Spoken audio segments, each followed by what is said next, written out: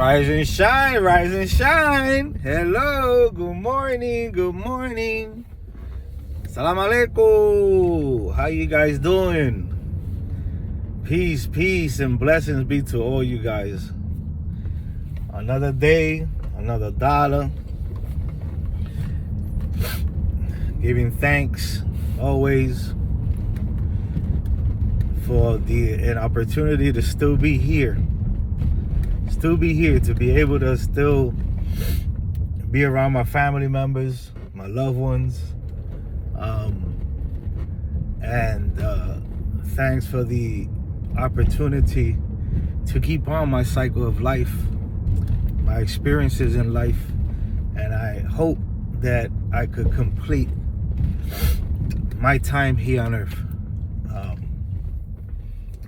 Anyway, I want to talk a little bit about a subject that not one, not two, not three, that's elders that speak about it, and they follow this type of I don't know, tradition, custom, example, and it has to do with, as a practitioner in Nkisimalongo, when you receive your Nganga, right? So you most likely are a tata, or yaya, but I'm speaking more predominantly towards the tata, right?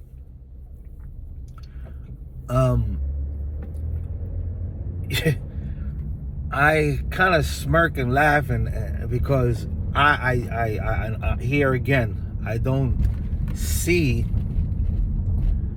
the meaning of this. Why would tatas that receive fundamentos from a lineage, from a godfather, godmother, do this? But a lot of them recommend, not a lot, some recommend for you to do this. And that is taking your pot apart and changing something in your fondo canasta.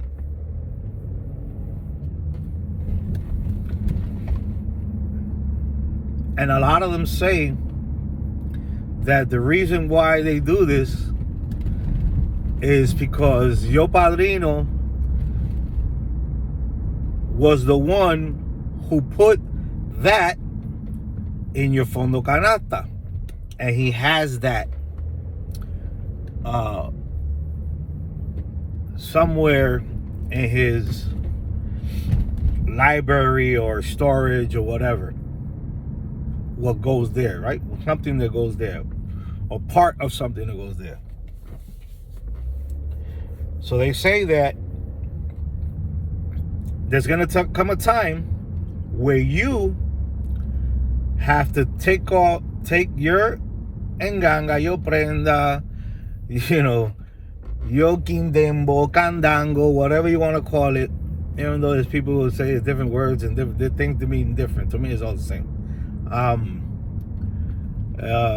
You have to open your candango, your prenda, and you have to take it apart, and you have to change something in that fondo canasta in order to protect yourself from your godparent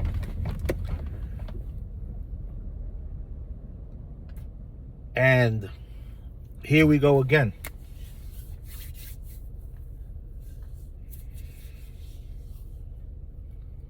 Where is the logic of it? Like, why would you do something like that? I understand that if you are kicked out or leave a munanzo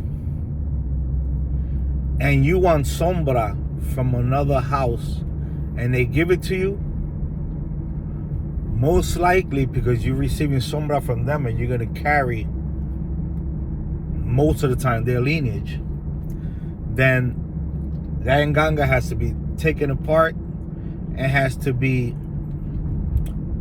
not just built, but there's certain things that have to go in a certain way, because this is how this munanso works. This is how the lineage works. These are the treaties and the things that have to go, and that Nganga and whatever it is, and the ceremonies and all that, it has to be done.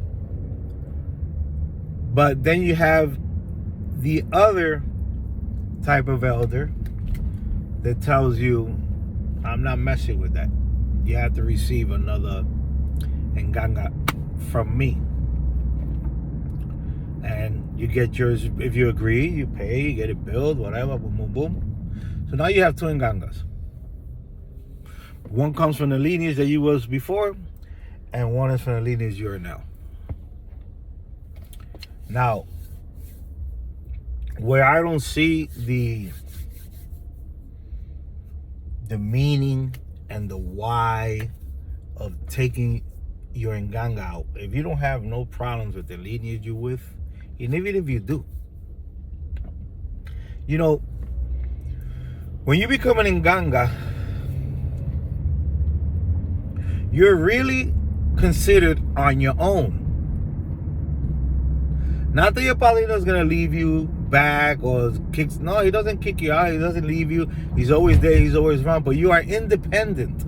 You already are an Nganga. You're an independent practitioner. You're an independent specialist of the medicine, an Nganga. You do not need nothing else to work your Nkisi, your Nganga. You don't have to ask permission. What can you do, what you can do? This is my understanding. It's not going to be like everybody's. People have different understanding and different ways of doing their things, and their houses are run different, and they got their own treaties and their own rules and politics. Okay? And that's respected. I can't mock that. I can't do nothing about it. That's just how it is in the tradition. But for me, I become independent. That's why I am an Nganga. Because someday I'm going to have my house, right? You're going to have your Enzo, if you choose to go that route. And not only that, you start using your Nganga not only for yourself, which is the primordial thing to do, is use it for yourself and your loved ones, you know. You're going to start helping other people and doing things, you know. So at this point, you are considered on your own. You could call your tata for advice. You could call your tata if you don't know a certain type of bilongo or something that is not clear to you, or you have a doubt on how to do this, how to do that, and your tata, boom, boom, boom, you know, whether it's a live, a phone call, or you want to go visit him, sit down and talk to him about the situation, and that's fine. You know, but you are independent. Okay, you are independent. You don't rely on anyone else. You rely on your Mfumbe and yourself. I mean, those are houses that want their God children to progress. You know, they don't want, those are houses that don't hold you back. They don't have you like hostages or like, you know, paying money for X amount of things and all that. No, these are houses that still exist out here, that they want you to do your own thing. They want you for you to evolve, you to, you know, to work that prenda, you and that prenda to have a good communication. You come out with some, you know, what you and that prenda with tratados and certain things that the muerto will give you, especially to you, because you don't receive 100% of what your tata or yaya has, because there are things that elders have that they cannot give out, because these things are personal treaties, personal things that they have developed with their spirit. So they're not going to give you that. You yourself will get to a point where you will start having your own treaties. Now, I'm not saying that you're breaking stuff from your house, from your rama, but there are things that your muerto is going to give you and that you're going to be doing that is only between you and that muerto, and nobody knows. Now, here it goes back to what I'm speaking about. If you come from a lineage and you got an Nganga from a lineage, you know, and of course, if you got an Nganga, you are Tata Nganga. All right? I'm not going to speak about Yaya. Tata Nganga. All right? You're not a Tata Nkisi. You are Tata Nganga. Meaning you have your pot, your stuff. You are independent. How are you going to open that Nganga, take it apart, and take something there's in fondo canasta and change it and still claim to be from that rama? How is that possible? First of all, there are ceremonies that are being done while that pot, let's say, that parcel is being constructed. There are ceremonies that go on. Once you open that pot completely, there are things that just go out of here. Sorry for the glare of the sun. And then how could you claim to be from that lineage if you changed and you took apart something that was born from the house that you come from, just because you're afraid that your tata is gonna do bilongo on you, witchcraft on your son, if y'all come to a disagreement or something happens?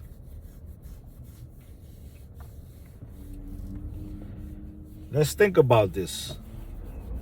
Let's think about it. You know, I will never change that there or whatever goes on there. Never.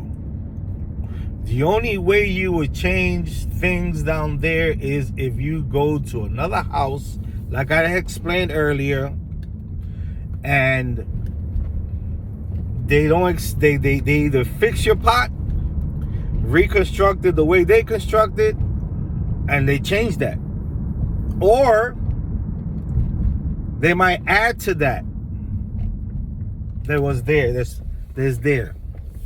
They could change it, or they might add to that. Some might delete something rather than add. How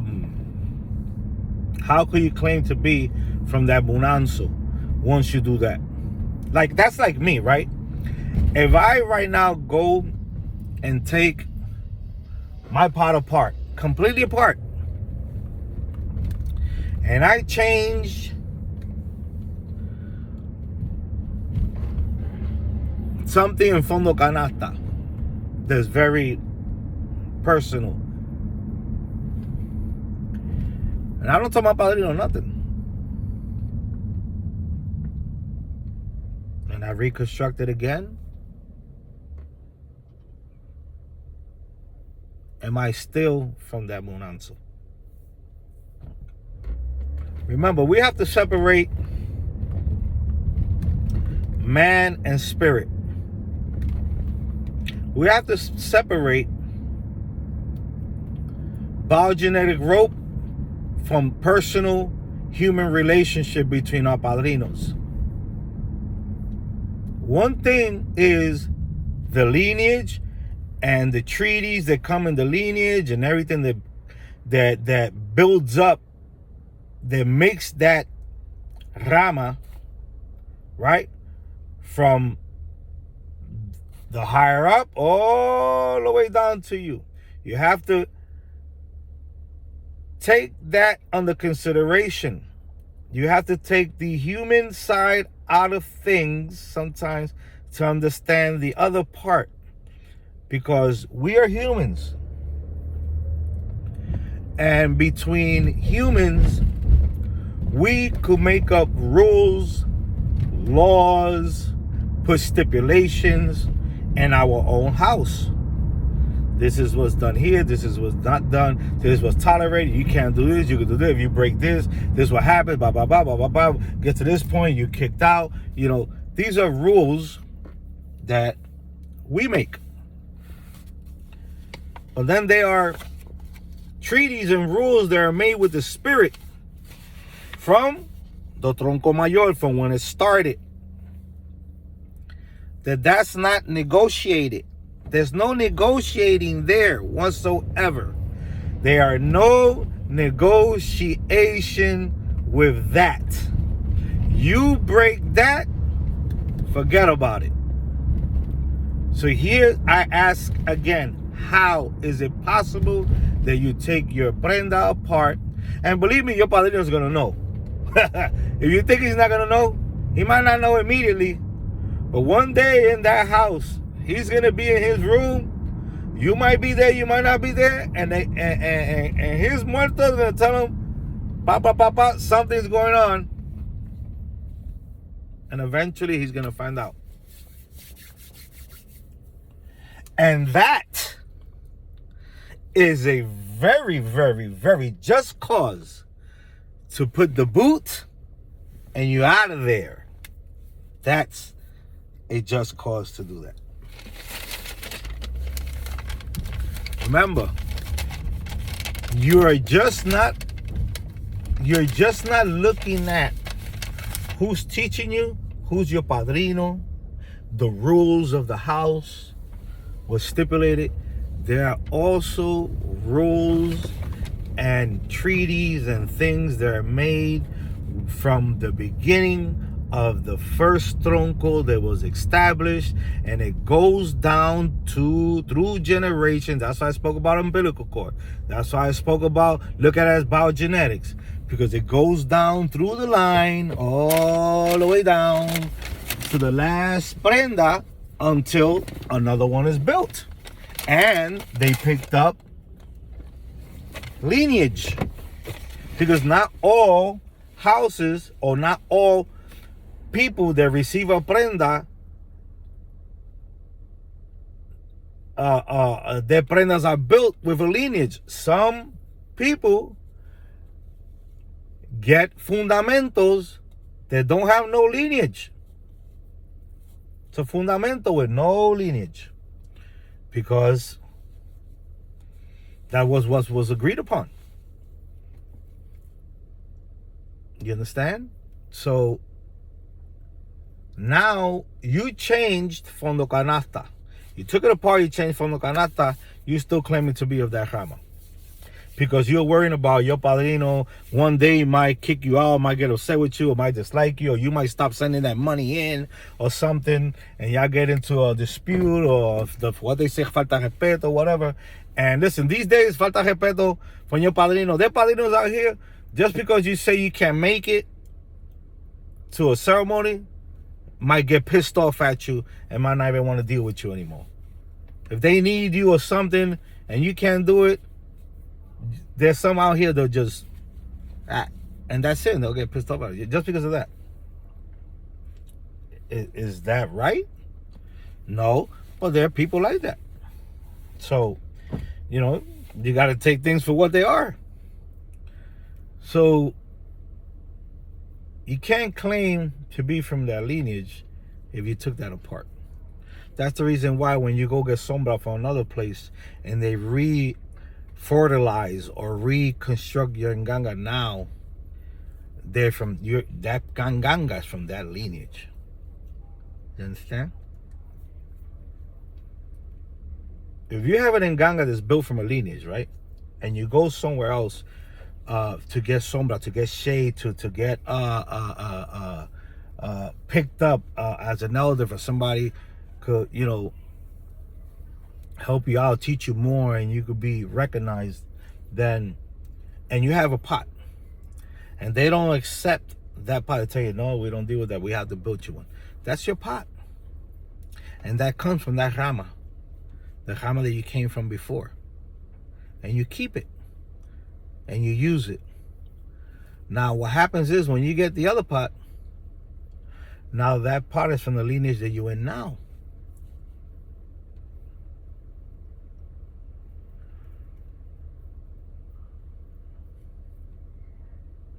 So, you know, these are some things that sometimes I listen, I hear, and when I see people that have knowledge, you understand, more than I do, I question things, because you have to question things in order to get explanations, the why, because somebody out there might hear the video, or might hear talking, or might hear you questioning, and might give you the information or tell you this is the reason why. Whether you agree upon it or don't, that's their point of view, and that's their reason, and that's their explanation. And you take it, use it for your own self, if it makes sense to you. And if it doesn't make sense to you, then all you say is, okay, this is how they believe in it, this is how they do it, and that's it. So, you know, guys, just coming in here real quick. Sorry for being so long-winded. These are just topics. There's many, many topics to speak about. Many, many topics. The thing is that, you know, sometimes, you know, I don't put a lot of things out here because to some it might look like, why is this person talking down on elders? I'm not talking down on elders. I'm talking about elders that do this, and even some down the line say that you should do that for your safety. See, when I hear something like that, I say, where are the morals? Where are the codes? Where are the convictions? Where are the treaties? Where are the pacts? Where from the Tronco Mayor are we holding these things, you know, they go passed down to us? How are we holding that when we're doing something different? How is it? Because if you come from a good house, and it doesn't have to mean that the tata is good, there's 100% good, because there's nobody here good, but that the lineage and the fundamentos that come from a good lineage, they respect themselves, man. You know, people forget the spirits are just like us, man. We got boundaries. We got things that we don't do, or we don't like, or we dislike, or we like, or love and hate. Spirits have the same thing. So imagine if a spirit hates for you to do, for you to be doing something, but you the Nganga, you though, that's your pot. But there are things that you're breaking from the Tronco Mayor, from when the lineage started all the way down. You think that that spirit is going to continue and let you do what you want to do? You could keep thinking that. But your day is coming. And I'm talking about your day is coming. That's if you come from a house that has morals, that's well established, they have codes, convictions, they have, you know, they have stability. You know, and I'm not just talking about the house and the people. I'm talking about the muertos. Everyone, including the muertos. That's why I say, how could your tata that gave you fundamento do to you brujeria, bilongo, witchcraft, whatever, black magic, white magic, whatever you want to call it? How is he going to do that to you? Especially if he's doing it an injustice act of movement. When your spirit, that tatas Nganga, recognizes you to a certain extent, he doesn't protect you in that sort anymore because you're your own Nganga, but it does recognizes you, and it does recognize the lineage, and then the Ngangas, the spirits in them, recognize the treaties and everything. How does that work? I don't see how the Tata is gonna do witchcraft to me when my fundamento is born out of his, and there are treaties that can't be broken. I cannot do witchcraft to my Tata because we're talking about that. Okay? You want me to say it bluntly? That. Can't do that. Because not just two humans made an agreement. The muerto picked up lineage and agreed upon following what the Rama follows.